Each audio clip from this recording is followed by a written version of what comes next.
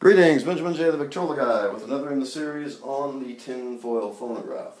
Well, it's been several months, I guess, since I've had time to do anything with the tinfoil phonograph. With the move and everything else that's been going on, so it just basically languished. So, I am in Illinois now, and I just got some new aluminum foil tape. Now, this is 2-inch wide aluminum tape, so it fits the mandrel absolutely perfectly. And it has an adhesive on the back of it, but it's not as aggressive as the aluminum foil tape I was using earlier. It's also slightly thicker. So this just got here today. And like the aluminum tape I was using before, it's used for shielding basically electric guitars. The cutouts in the wooden bodies have to be shielded to protect them from hum. So they use either copper or aluminum tape, in this case aluminum. And I got 16 feet of it for $5. So this was just a quick test to see how this is going to work. So I'm just burnishing it to get all the small wrinkles out of it, make this as flat as possible. And then the trick, of course, with anything that has an adhesive on it, it's really difficult to center this. It's 18 inches long. So as you wrap it around the mandrel, if it's off a 1/16 of an inch on this edge, it's off a 1/4 inch on the following edge. So it's difficult to line this up and get it on there straight. So that is going to be the major challenge. But since the adhesive on this is not quite as aggressive as the other stuff, it comes back off reasonably easy. So I've got the backing started to peel. So we'll take this tape and wrap it carefully around this mandrel and see if we can't line this up.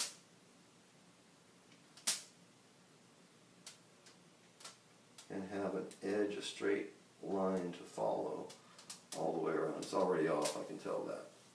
So pull it off and line it up again. This is not the easiest thing in the world to do. Okay, we'll stick it to the mandrel and see how badly we're off as we go around. Now I can see I'm already off a bit on this edge, but it's probably not going to be enough to really affect the recording. Let's find out. So I'm just sticking this down to the mandrel as I go, as you see. And we're off, well, considerably on this side now. But for this test, good enough, I think. So we're off probably a 1/16 of an inch on this edge. So now we just rub this foil down onto the mandrel. That looks pretty good. Wind the mandrel back to its starting point. Find our first groove, which is right here. Okay, so we're in the actual first groove on the mandrel. I'm going to deepen my cut just a touch, just a bit. Okay, so we're in the very first groove on the mandrel. So lock the mouthpiece in position. We're going to be using a speaking tube, and of course we're going to record Mary Had a Little Lamb on the 1878 Edison tinfoil phonograph, recording on aluminum foil adhesive back tape. So let's see how we do.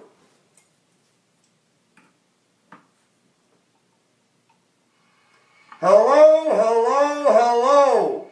Mary had a little lamb. Its fleece was white as snow, and everywhere that Mary went, the lamb was sure to go. Ha, ha, ha. So more than enough space for the recording. So now we'll rewind this and see how this new tape works.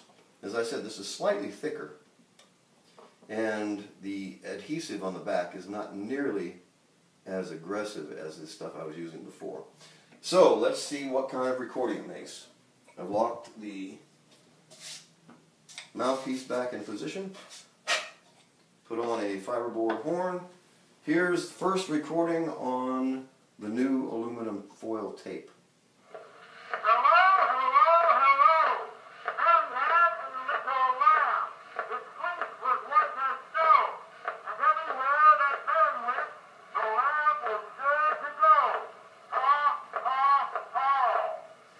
Alright, so it's not as loud as the tape I was using before, but it is probably going to be a lot easier to get off. And what I'm looking for is something that makes a consistently good recording. It doesn't have to be the best recording I've ever made on the tinfoil phonograph, just as long as it's repeatable and a decent recording. So let's play this one more time, recording on the new aluminum foil tape.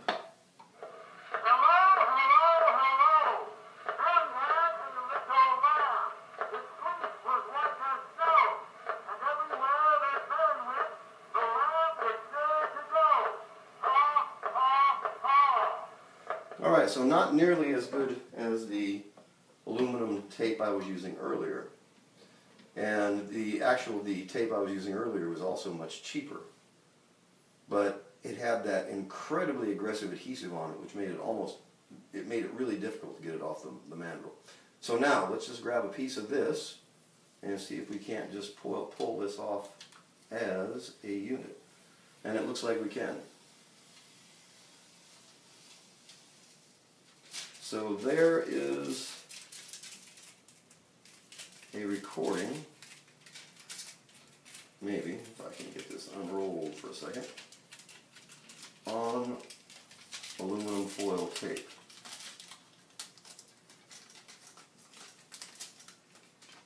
So it works. It's just not as loud or as crisp or as clear as the tape I was using earlier, but it's much easier to use. And for demonstration purposes, this would probably be good enough.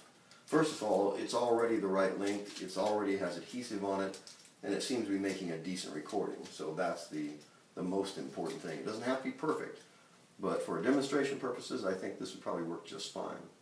It made a good, usable recording. So just wanted to do a quick video to document it. Again, recording on the 1878 Edison demonstration tinfoil phonograph, recording on 2-inch wide aluminum foil tape that was originally made for shielding electric guitars. So just wanted to do a quick video to document it. I'll be doing some more experiments with this stuff, plus some other foils now that things are settling down and I've got time to play with the tinfoil phonograph. So again, just wanted to do a quick video just to test this new foil. As always, if you have any questions about recording on the Edison cylinder phonograph, in this case recording on the tinfoil phonograph, feel free to drop me an email, THEVICTROLAGUY@gmail.com. I answer all of my email. Try to answer it the day I get it. Interesting experiment, my first test on this new aluminum foil tape. So again, if you have any questions, feel free to drop me an email, TheVictrolaGuy@gmail.com. And as always, thank you for watching.